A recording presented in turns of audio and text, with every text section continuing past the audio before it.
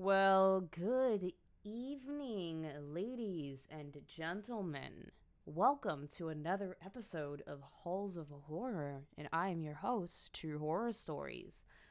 Tonight, we're talking about probably one of the most infamous serial killers of all time, Richard Ramirez, aka the second Night Stalker. I talked about the first quite a while back and hadn't realized it when I put together a prospective list of what I was going to do in the future. So yeah, I've already done that one. If you want to go watch that, you can. But tonight we're going over the second and more infamous of the two Night Stalkers, which is Richard Ramirez, as I'd said. Before we get into that, though, massive trigger warning. Massive trigger warning, as this is obviously going to be an extremely gruesome set of crimes that I'm going to be talking about. Set of murders and assaults. All of it's really gruesome. It's unfortunate, but that's how it is. But I'm going to get through it as best I can, seeing as I have the stomach for it. And now that I've kind of given the trigger warning, let's say hello to everybody that's in the audience. We've got My Flock, one of my wonderful channel members. Azaria Sin, welcome. And we've got Oleander Rainbow. All I can say about Richard Ramirez with prior knowledge on my side is basically he was effed up and had a preference towards AC/DC with his choice of music in his spare, non-murderous time. That is probably true. I would think so with his proclivity for Satanism, but we'll talk about that a little bit later. And we also, last but certainly not least, one of my wonderful patrons, Musky Mike. Or in this case, right now he's Musky Furman Mike. Yes, his names are always going to be weird, and he likes to change them frequently. They are always interesting. But I hope everybody's doing okay.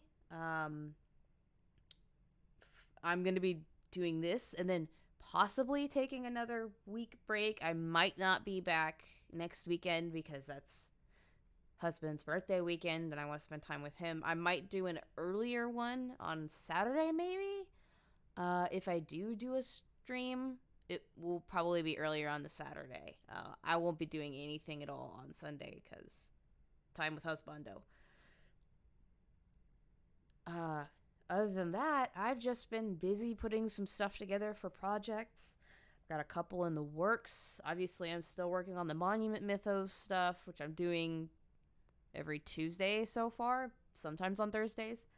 I'll be starting season 2 of that one on Tuesday at 5 p.m. Since I'll be able to do that, I'll have the time.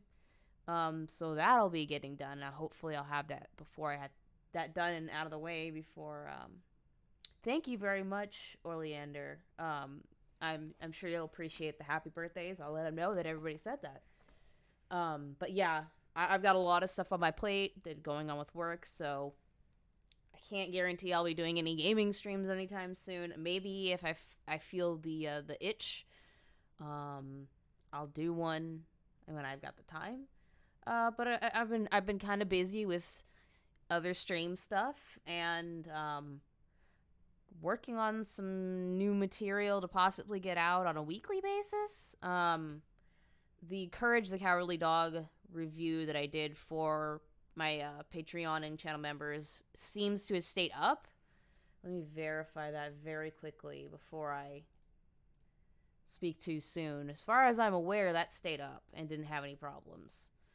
Yeah. So I'll be doing that second episode review tonight after the stream and putting that up tomorrow.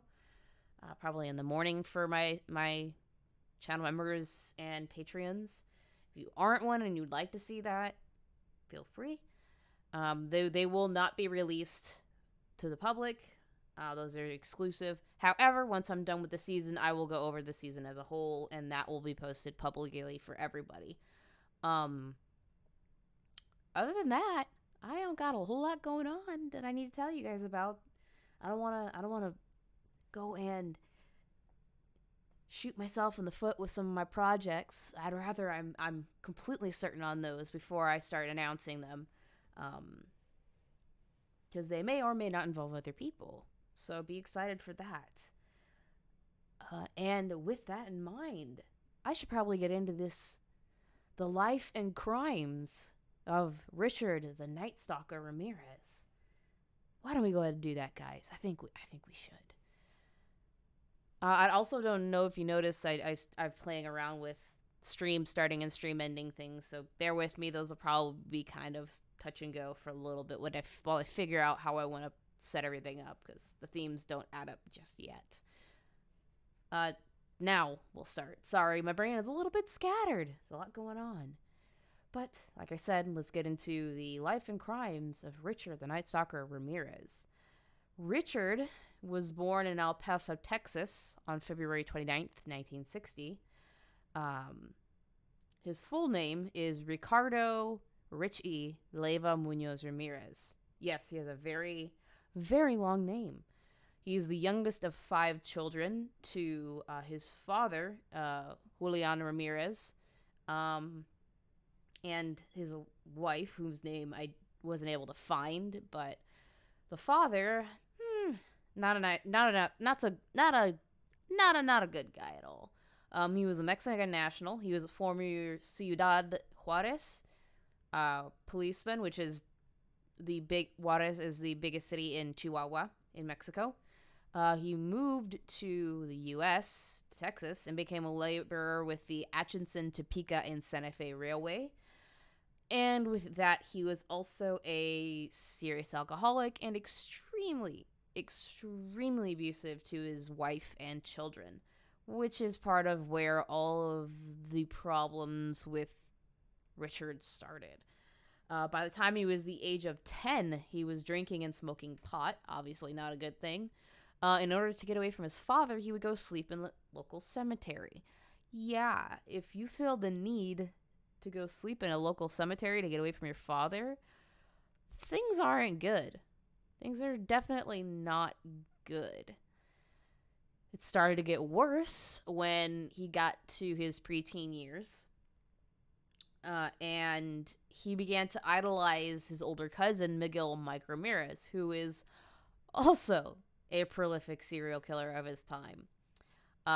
Mike was a decorated Green Beret combat veteran from the Vietnam War. And in his own right, during the war, he was a serial killer.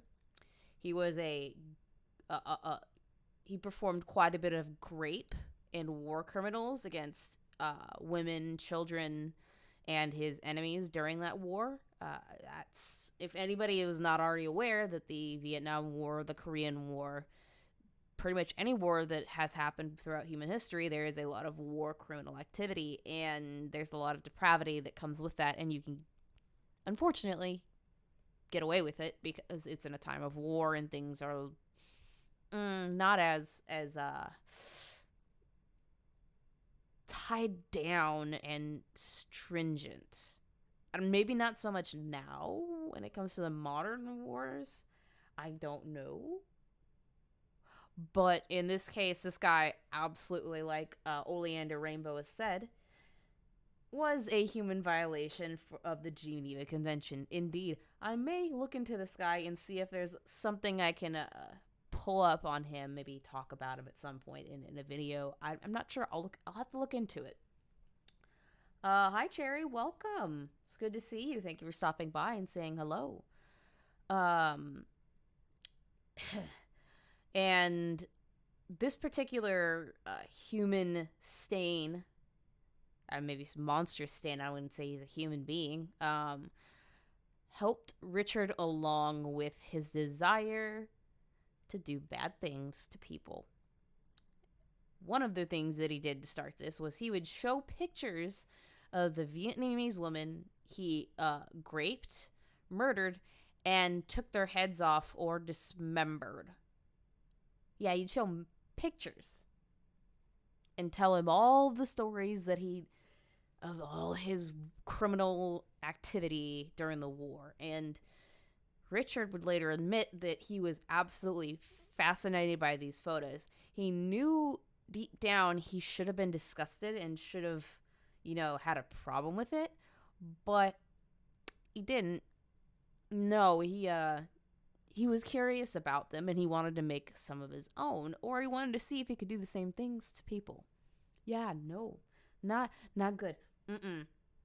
I still don't understand how he was able to get and bring those pictures back to the U.S. You would be surprised. A lot of things that are shipped back don't always get checked. And I would think that back then it was even less checked because, Vietnam War and not as strict on rules and such. Things were a lot looser when it came to the nasty things that used to happen. Must have been very careful with that film. Possibly. Or you just didn't check because they didn't care. I don't know. I have no idea. I can't tell you. He also would teach Richard military skills such as how to be stealthy, which is part of what helped him get away with a lot of what he did during his criminal years. And things with Mike get worse. I don't know how the hell this got through the system and whatnot, but Richard actually witnessed Mike murder his wife with a handgun during a domestic argument on May 4th, 1973. Literally watched his uncle kill his aunt with a handgun. I don't know how I would think that would screw somebody up, but as with the pictures before, Richard was also fascinated by this and wasn't bothered. What makes this worse is that apparently Mike was found not guilty by reason of insanity due to PTSD. And when I read that, my brain. My brain went nuts with what the effery. My brain went nuts without the fuckery. Beyond belief. I could believe it and couldn't believe it at the same time. Freaking insanity. And his punishment was being confined to a Texas state mental hospital. He doesn't stay there, unfortunately.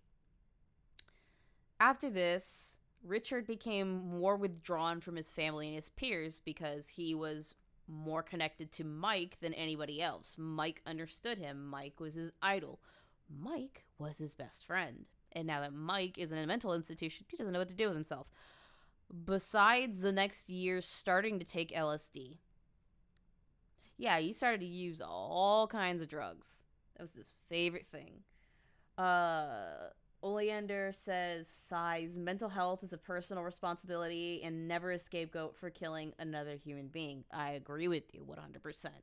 I could think PTSD could do a lot of really heinous things to people. I've seen it firsthand.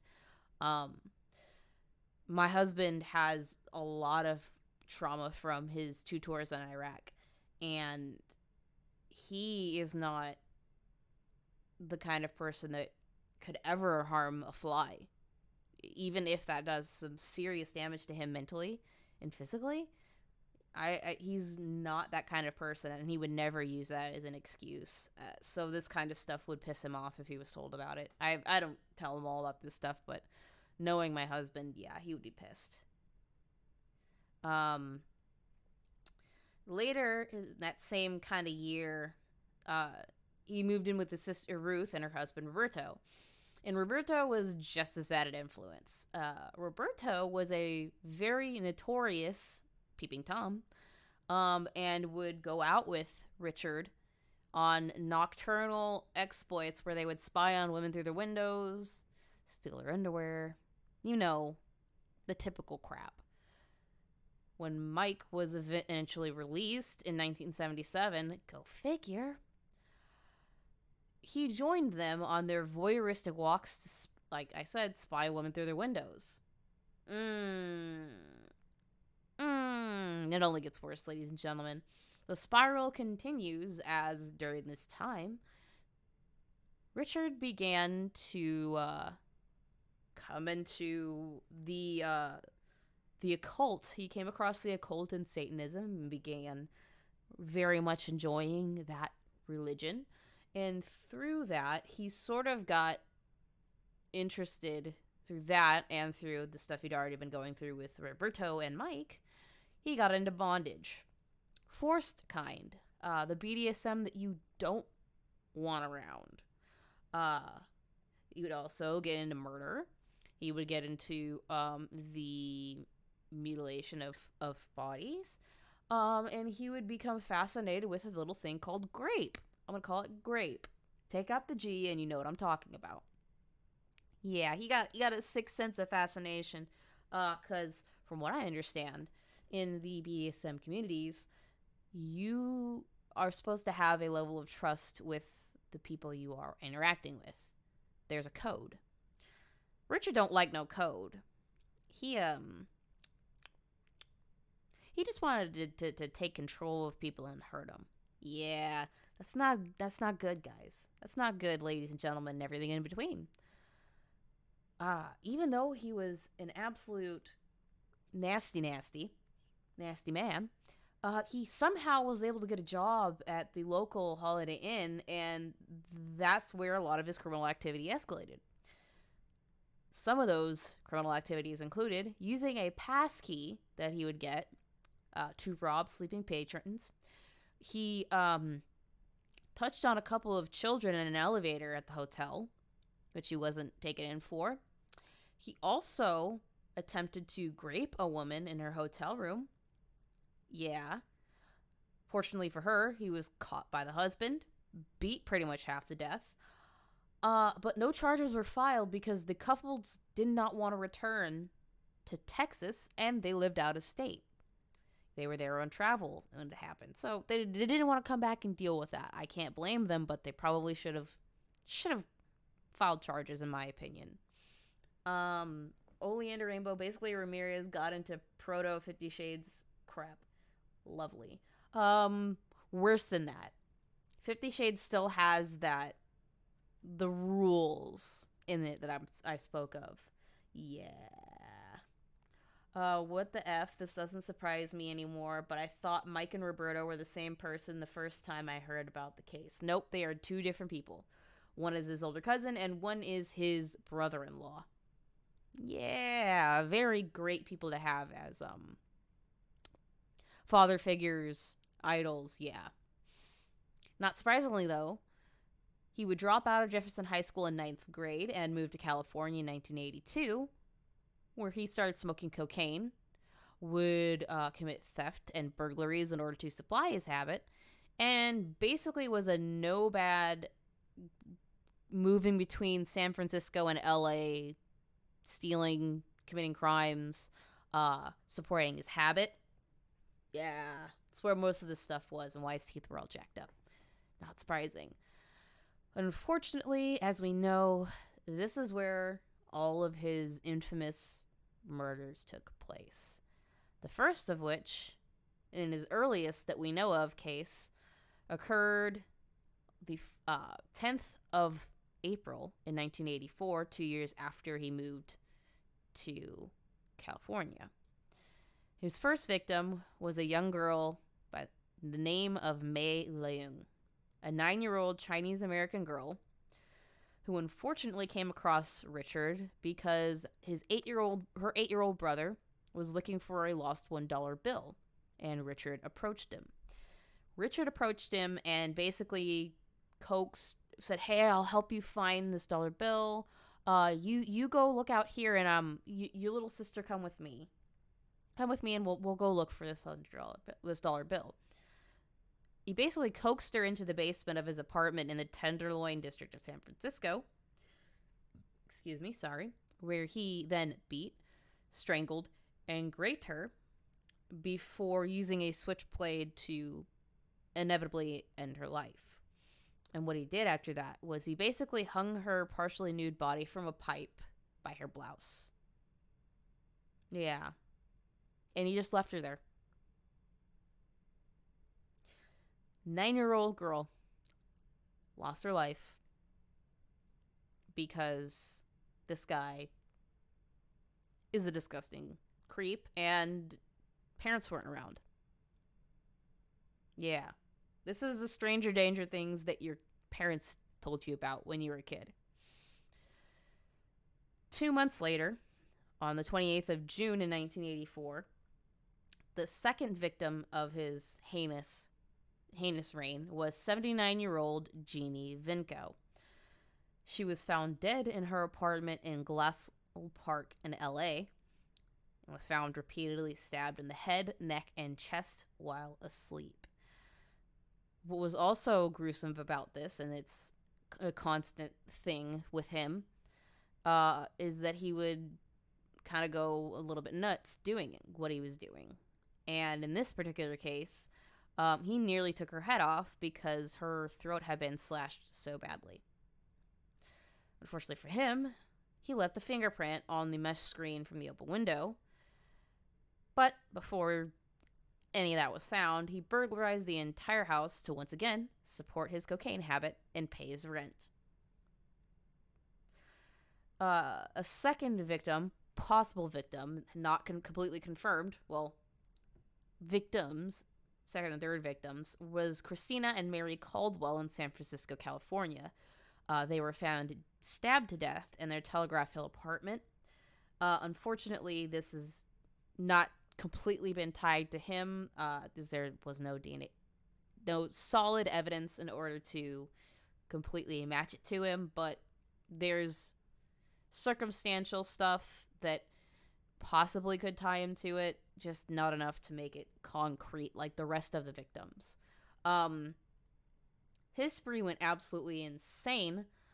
On the 17th of March in 1985, so later that year, less than a month later, when he went to the home of 22-year-old Maria Hernandez in Rosemead, California. He shot her in the face with a .22 caliber pistol after she pulled into her garage. Thankfully for her, though, she had her keys in her hand and brought her hands up to cover her face, and that basically blocked the bullet and made it ricochet off of the keys. Unfortunately, she called for her roommate, who did not survive this particular event, Daily Yoshi Okazaki.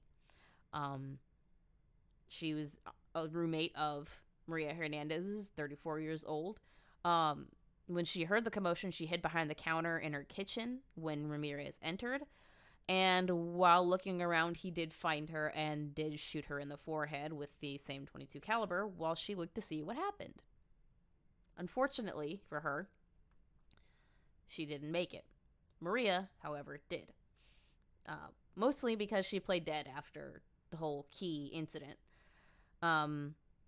He then drove to another person's house, Leon or Veronica Yu, 30 years old, in Monterey Park. Basically showed up there within an hour of going after the last two victims. Shot her with the same .22 twice after pulling her out of her car, and then running from the scene after the second shot was pulled. She did not make it, and she was pronounced dead on arrival at the hospital. So far we got 3 victims, 2 in one night. Sup, I'm really late. No, you're just in time, Knox. If whatever you missed, you can go back to. I'm glad to see you here. I mean, the air commercial's asking, it's 10 p.m., do you know where your children are? Exactly. Stranger danger was a big thing, and there's a reason for it. It was after this point that the murders were sensationalized. He was described as having bulging eyes and wide-spaced rotting teeth, which is true. If you look at the thumbnail I used, that's one of the pictures of his mugshots where you could see his teeth, and oh lord, those chompers are gross. About 10 days after that, on the 27th of March, he got into the home of the Zara family at approximately about 2 a.m. in Whittier, California, where he shot 64-year-old Vincent Charles Zara in the head with a .22 while he slept, killing him instantly. Once that was done, he attacked the wife of Vincent, Maxine Lavinia Zara, 44 years old, who was awakened by the gunshot. He beat her and bound her hands. When she tried to escape her bonds while the room was ransacked, she grabbed an unloaded shotgun from under her bed. She thought it was loaded and tried to defend herself. He didn't take very kindly to that and shot her 3 times with that .22. And he was so pissed with her that he went and got a kitchen knife that he stabbed her with after she was already dead. Yeah, it gets worse though. He was so enraged by her and by her attempt to shoot him and defend herself, he used that same knife to remove her eyes and put them in a jewelry box he took from the scene as a souvenir.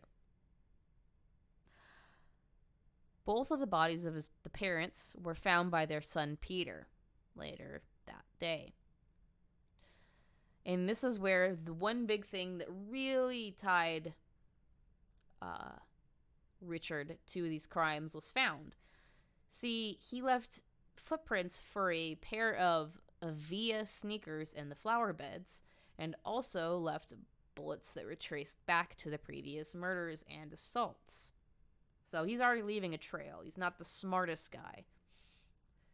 On the 14th of May in 1985, the Doi family was the next to be attacked. They lived in Monterey Park, California, and Bill Doi, like the previous guy, 66 years old, was shot in the face with that same .22 while reaching for his own handgun. He was beaten unconscious and later died of his injuries at the hospital.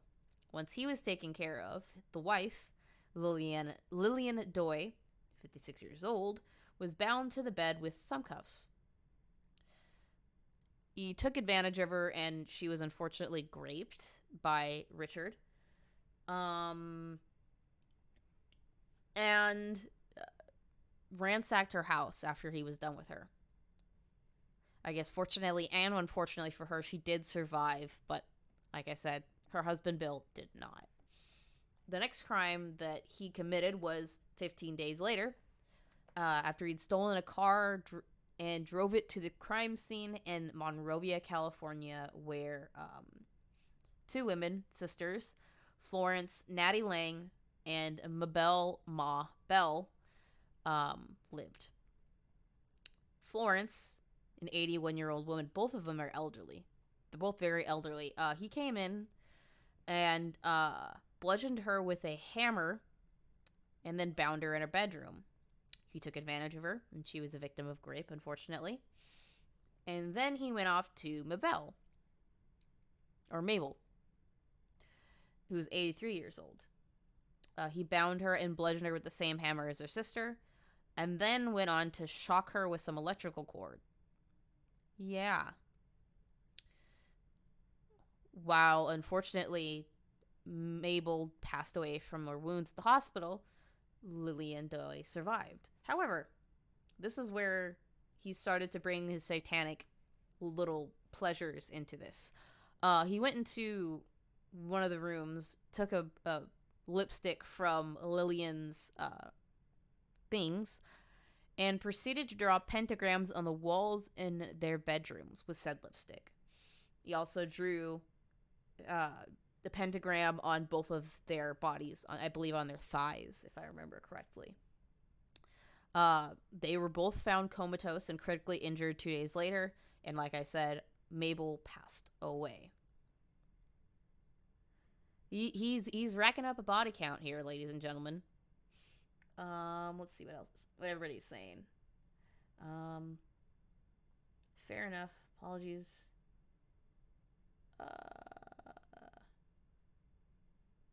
Oh, yeah. Pretty gross, the eye thing. Yeah. Pretty gross. Eyes are the window of the soul, but geez. Oh, yeah. He was really pissed at her. He was really, really pissed at her. So, not shocking that he went to that extent. Not even a day later, he took the same car to Burbank, California, to the house of Carol Kyle, who was a 42-year-old woman and had an 11-year-old son. He basically held her at gunpoint, bound her with handcuffs, and then ransacked the home with Kyle in tow, directing him to the valuables. Kyle's the son, 11-year-old. Once he was done finding the valuables, he went back to Carol. Oh, I'm sorry. No, Kyle is the last name. My bad. I'm getting that wrong. But he had her taken around the house and basically found all of her valuables, took advantage of her, like he's done with so many of the other women, and basically told her not to look at him while doing so, saying he would cut her eyes out.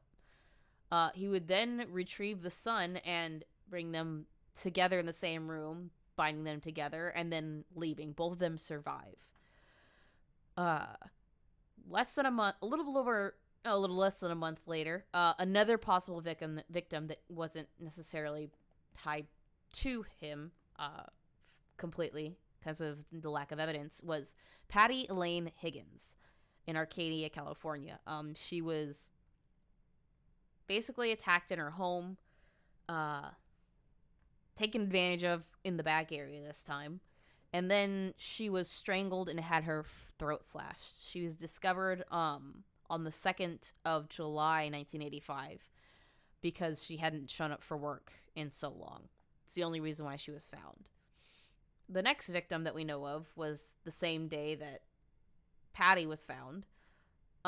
He basically stole a different car and drove to Arcadia, California, to the home of Mary Louise Cannon, a 75-year-old woman.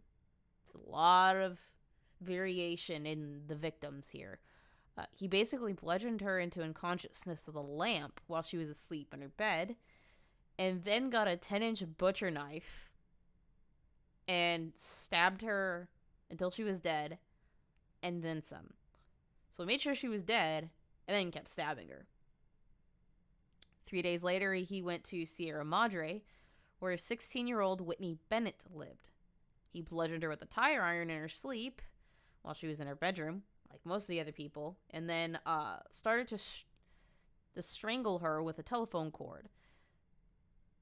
Thankfully for her, there was some sort of divine intervention, by his words, because when he started to strangle her with electrical cord, or the telephone cord, sparks started coming from the cord, and she started to breathe again. And he thought that that was some sort of divine intervention from Jesus Christ himself, and took off.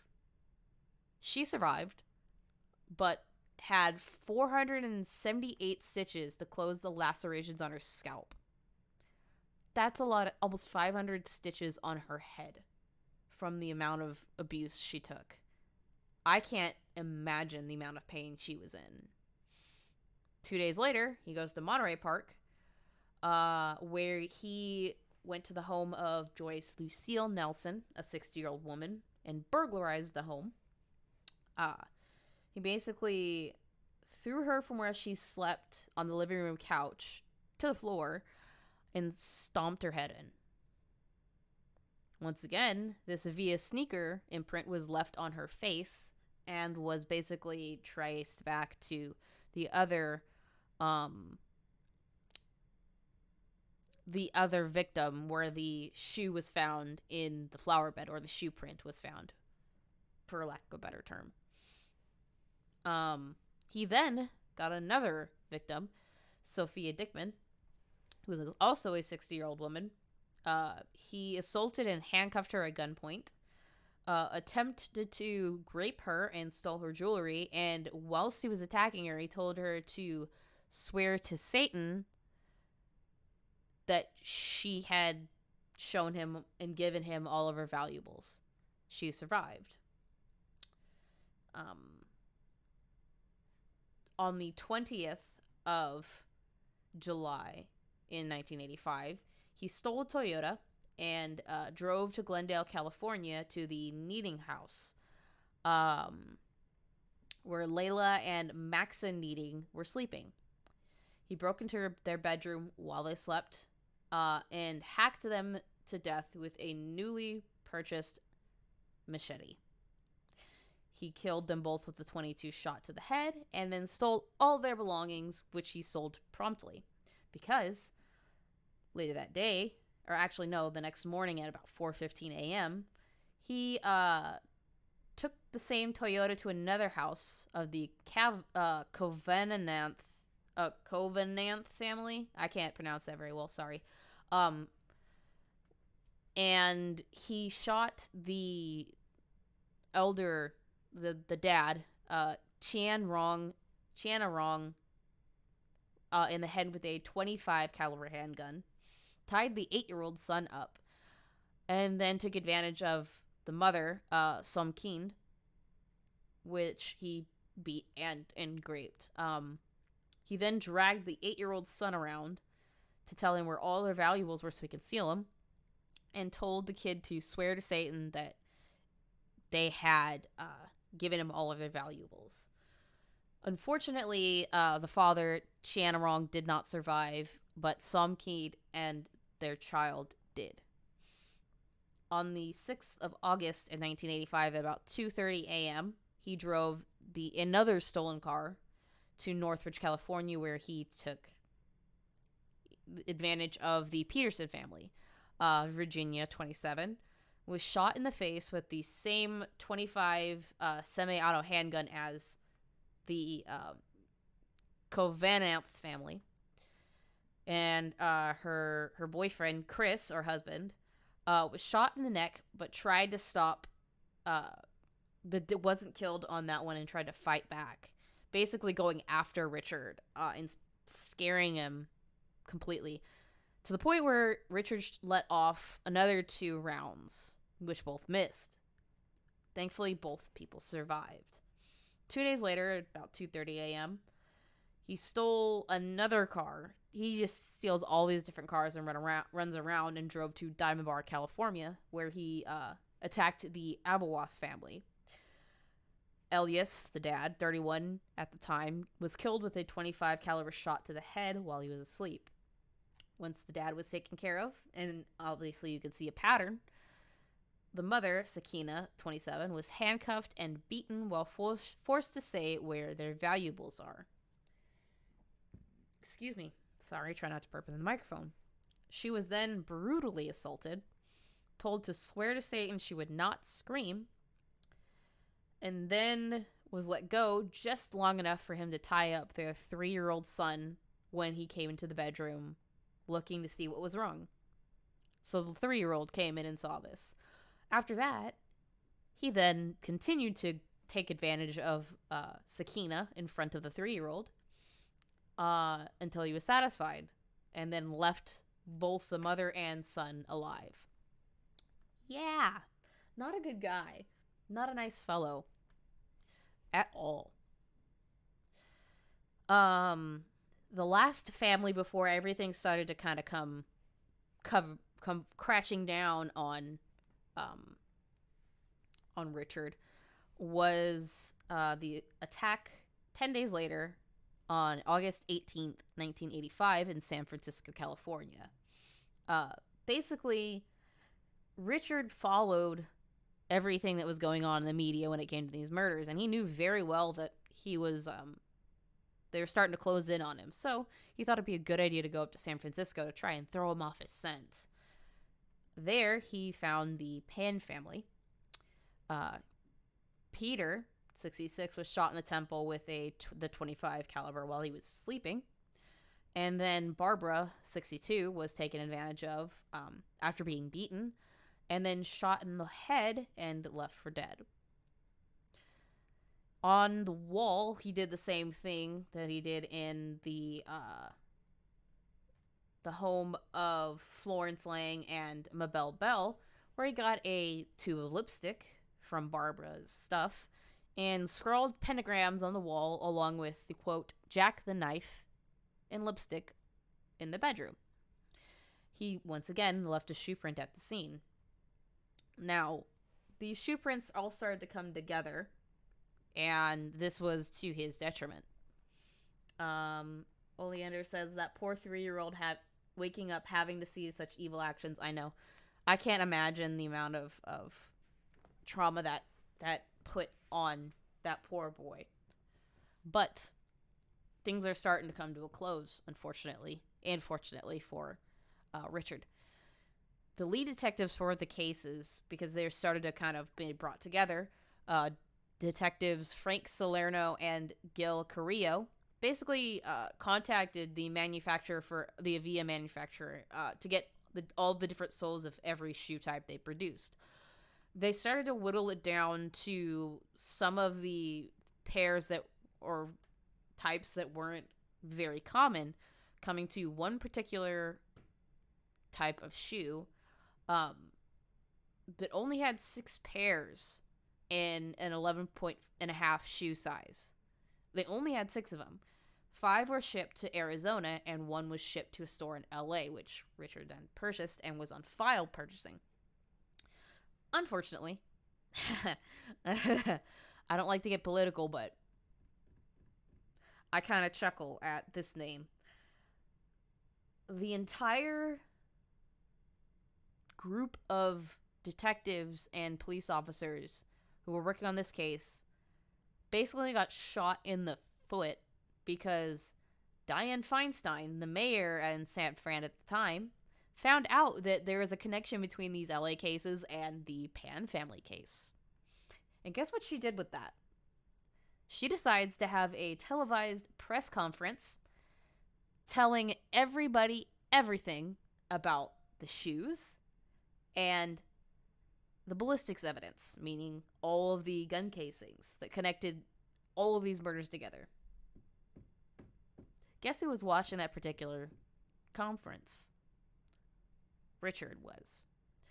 And the dude was smart enough, unfortunately, which is what all of the police officers involved knew was going to happen, was he went to the Golden Gate Bridge and dumped both the guns and the sneakers that he used off the side of the bridge. Dumped them. I don't think they ever found them. To my knowledge, they never found those. Yeah, thanks, Diane. Thanks.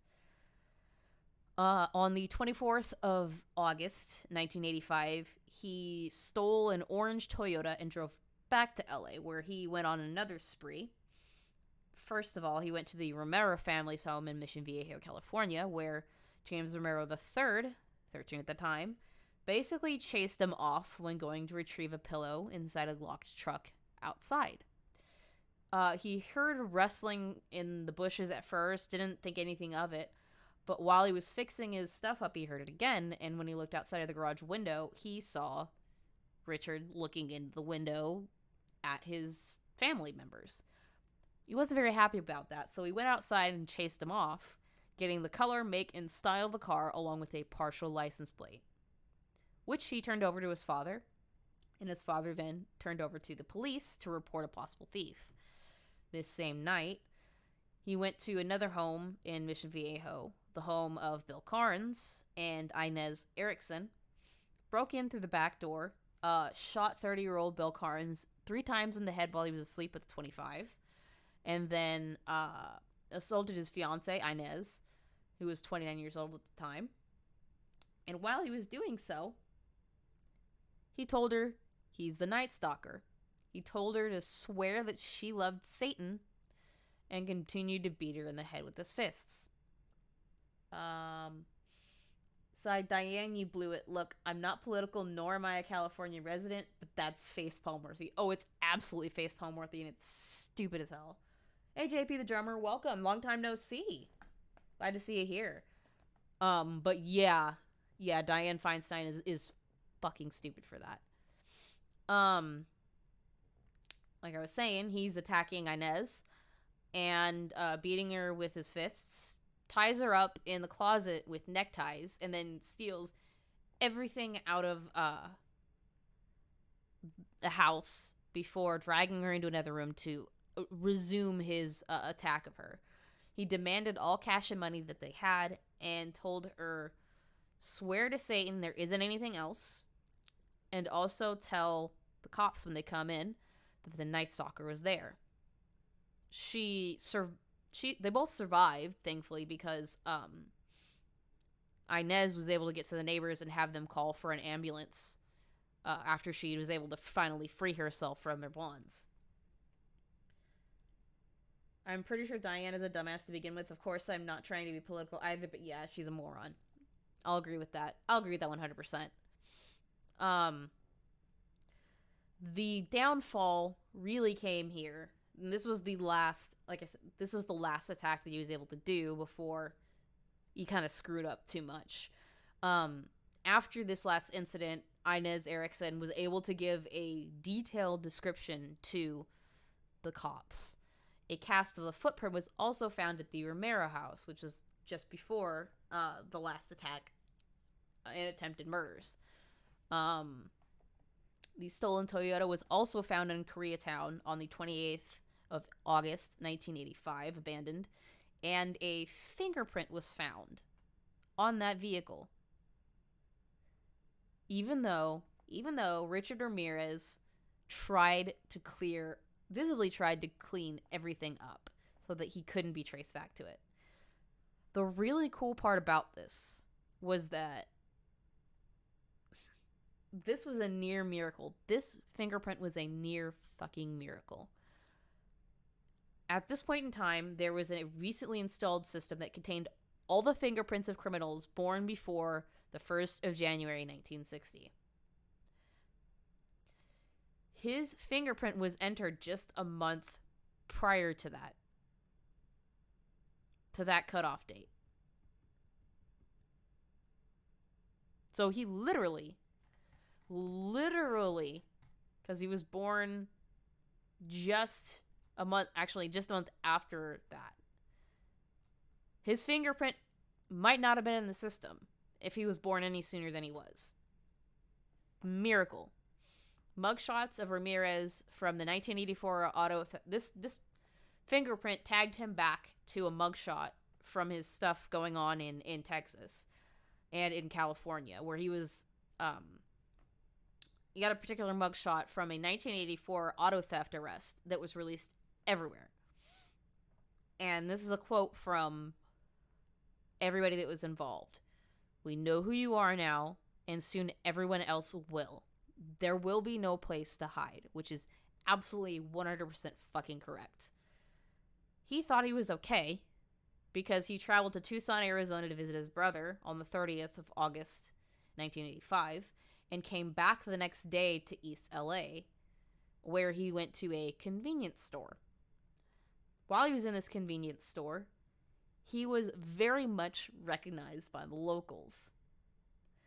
A group of elderly women were looking at him and calling him El Matador, or the killer in Spanish, and he saw his face on the front page of a local magazine called La Opinión, calling him the Invasor Nocturno, or the Night Invader. Saw this, takes off running, runs across the Santa Ana Freeway, or the I-5 if you're in Cali, and tries to steal an unlocked Ford Mustang from somebody. He was intercepted by a resident named Faustino Piñon and caused him to run across the street and try to steal the keys from another person in the neighborhood named Angelina De La Torre. Fortunately for him, the husband, Manuel De La Torre, saw him trying to attack his wife and steal his wife's car, grabs a fence post and beats him over the head with it. And this causes a huge fuss. Massive fuss.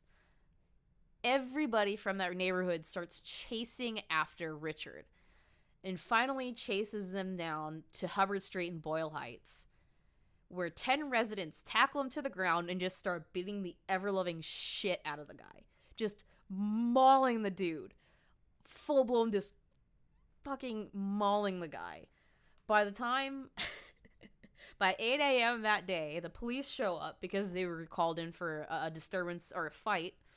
And by the time they get there, he's severely beaten and completely unarmed and taken into custody.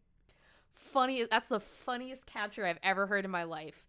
You get recognized, you try to steal 2 different cars, you get beat over the head with a fucking fence post, and the entire neighborhood chases you down and just beats the living shit out of you until the police show up and tear everybody off.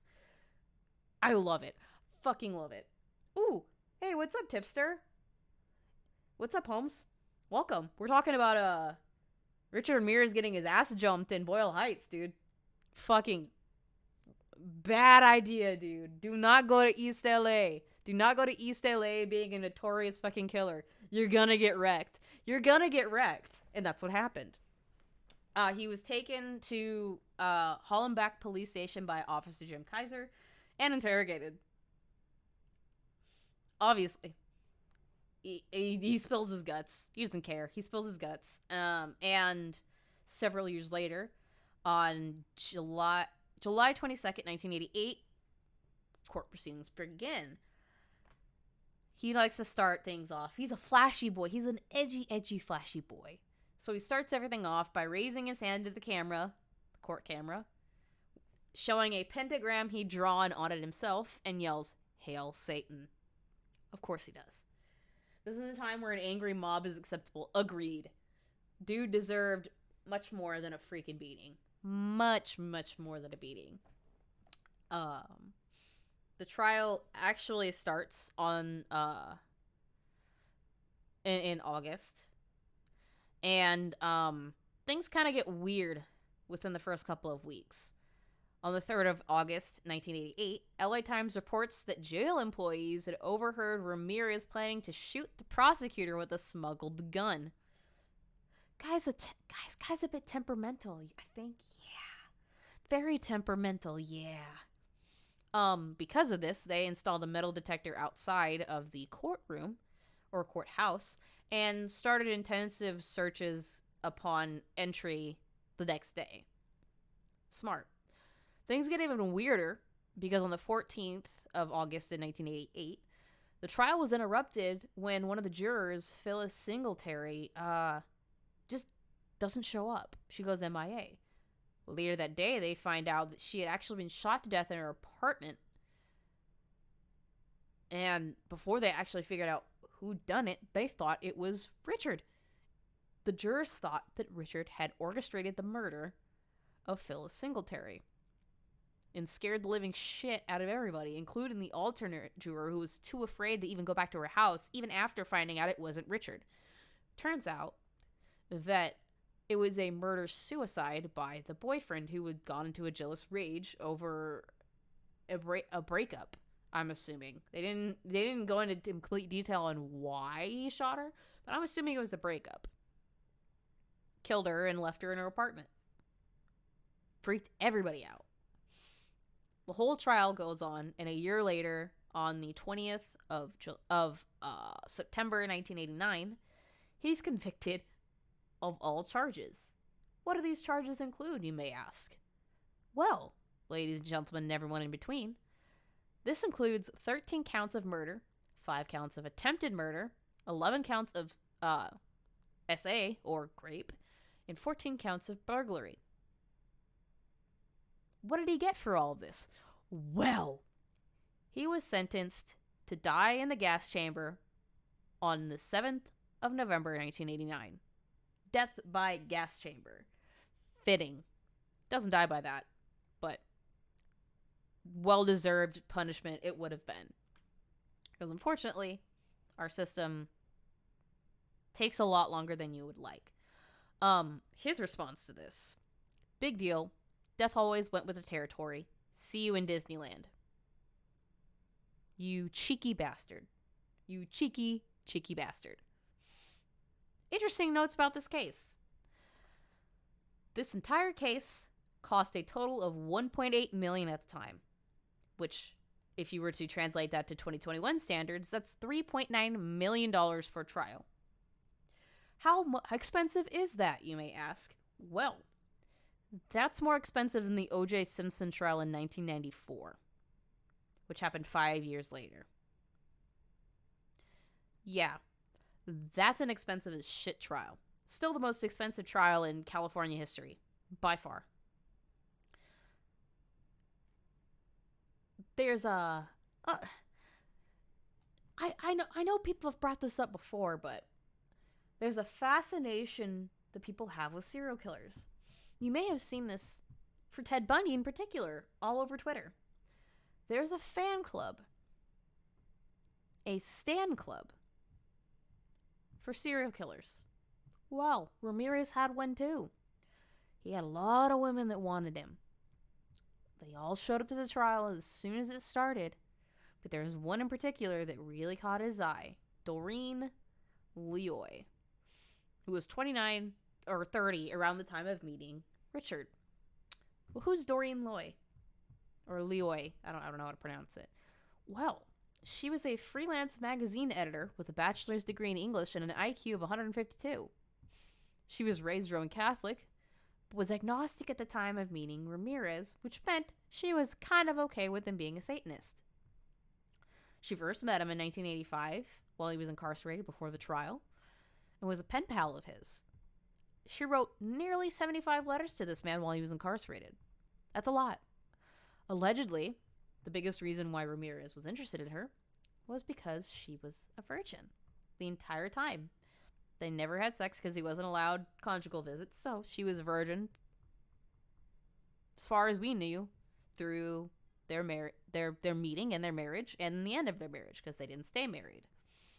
I will never understand the whole serial killer simps thing. I won't either. I have no freaking idea. Maybe it's a warped sense of the bad boy thing. I have no idea. But he eventually got engaged to her in 1988. Interesting fact about that: they had to wear two different types of metal rings. She bought a gold band, typical for a wedding ring. But she had to purchase a platinum one for Ramirez because Satanists don't wear gold. That's a new one. I wasn't aware of that. Maybe I'll have to look into the religion of Satanism and figure that out. But that sounds like bullshit to me. I don't know. Don't know for sure. But I did do a little bit of digging, a little bit more into, their marriage and their eloping, just because I was curious and I wanted to go through all of the material I was given. They got married on the 3rd of October 1996 at 11:10 a.m. Exactly.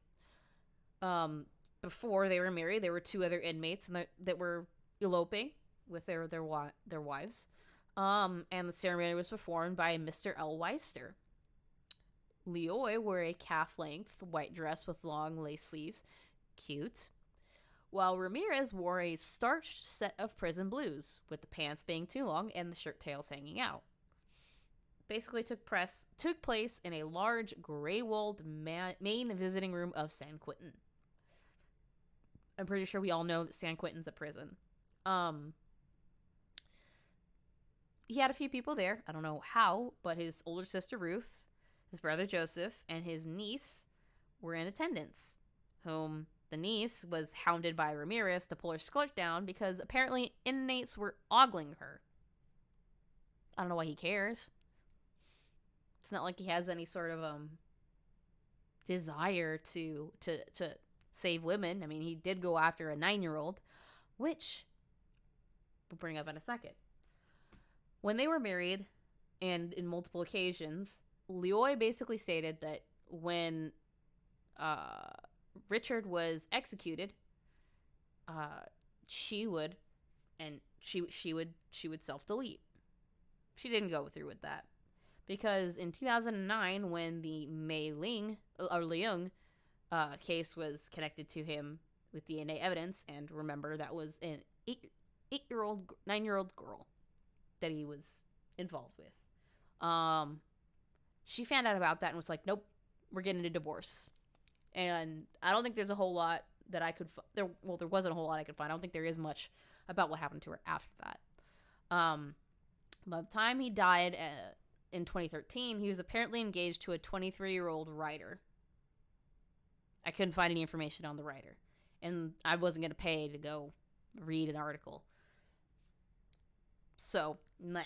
Oleander Rainbow, serial killers, some people, thank you for making me feel less weird for listening to audio recordings of Jack Kerouac, I don't know how to pronounce that, reading his own work and listening to his voice, even in spite of him being deceased.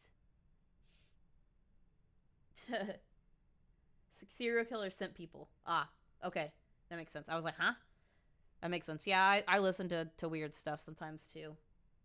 I don't know. He did have 2 appeals. You get 3. You get 3 appeals before you're completely screwed. The first one basically was he was denied anything. He was denied an overturning of the sentences on the 7th of August in 2006, and a month later again was denied. Good. He apparently, I had to write this down. I had to share this because his psychiatrist is a nutter butter. The psychiatrist was Michael H. Stone, and this is some of the notes that he had for Richard. Michael says that he wasn't made he was made a psychopath as opposed to being born a psychopath. Okay, there is I can see that being I understand kind of. I get that. Okay. There's an argument that's made among scholars and lovers of all things true crime of whether or not someone can be born evil or if they are made evil. Apparently, he's considered to be made evil.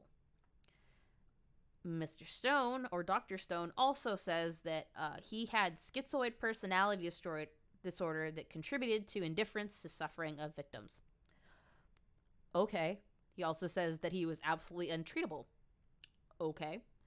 And the last thing he said, which kind of made me a little bit, was that he, quote unquote, later developed temporal lobe epilepsy, aggressivity, and hypersexuality due to multiple possible concussions before age 6. So you're saying that he's a Chris Benoit? Before Chris Benoit? I'm not totally sure about that. I think that's kind of bullshit. That's my opinion. I don't think some concussions are going to make you that bad to the point where you killed 13 people and claimed to have killed over 100 more. Because Richard claims that he's killed over 200 people. It also doesn't make you so freaking nuts that you'll go into people's houses, kill them, hang around long enough to where, and this is actually what he had done, is he would go into their houses, eat everything in their refrigerator, and then make himself puke it up on the floor, everywhere, just because he could. I don't think that concussions or head trauma is gonna make you do all that stuff. I don't think that. I may be wrong. That's just my opinion. Mr. Michael, I can see where you would come to the conclusion that someone being born evil, but I feel like circumstances, environment is important. Yeah, he's saying that he's being made evil as opposed to being born that way, Oleander. So I can see where he's coming from. He did go through some shit as a kid, but that doesn't excuse. No excuses. No excuses. Before he could be executed by gas chamber, he died on the 7th of June 2013 due to complications secondary to B-cell lymphoma. Basically, he had cancer. He died in Marin General Hospital in Greenbrier, California, and was apparently also affected by chronic substance abuse and chronic hepatitis C viral infection. Probably from his substance abuse. So, the serial killer of all serial killers passes away. Yay. Balance is restored to the world. Not really. There's still many serial killers that are still alive. And there are still many more after him. But that is the life and crimes of Richard the Night Stalker Ramirez. One insane motherfucker that did some of the grossest shit to mankind possible. That's all I have. That's all I've got for you guys tonight on this, ladies and gentlemen. Hopefully you enjoyed my telling of this case. Before I go, once again, I'm going to be doing some more Patreon channel member exclusive content tonight, so I can get it out for everybody. That is one of those tomorrow. If you're interested in that, please feel free to become a Patreon or a channel member. Patreon's in the description. You click the little join button to be a channel member. Don't have to. It's all up to you. But thank you for coming by. I'll be working with some very interesting projects in the future. Hopefully I'll have another video or two out pretty soon. We'll see. But until then, thank you very much. And sweet nightmares. Bite me one time, bite me twice.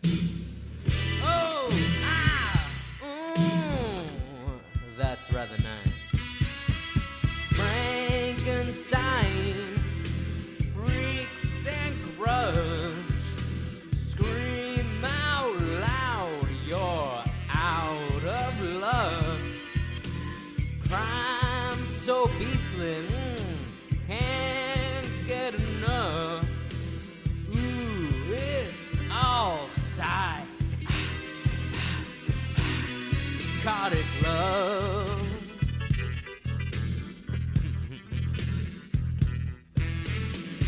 I start to turn when all the streets are moonlit. I suck 'em dry and rip off all the skin bits. 'Cause freaky horror films, I'll always be a fan. From Nosferatu right up to Train to Busan. And what a beautiful werewolf queen we have inside it. To slice a path of hell with a foul death beside it.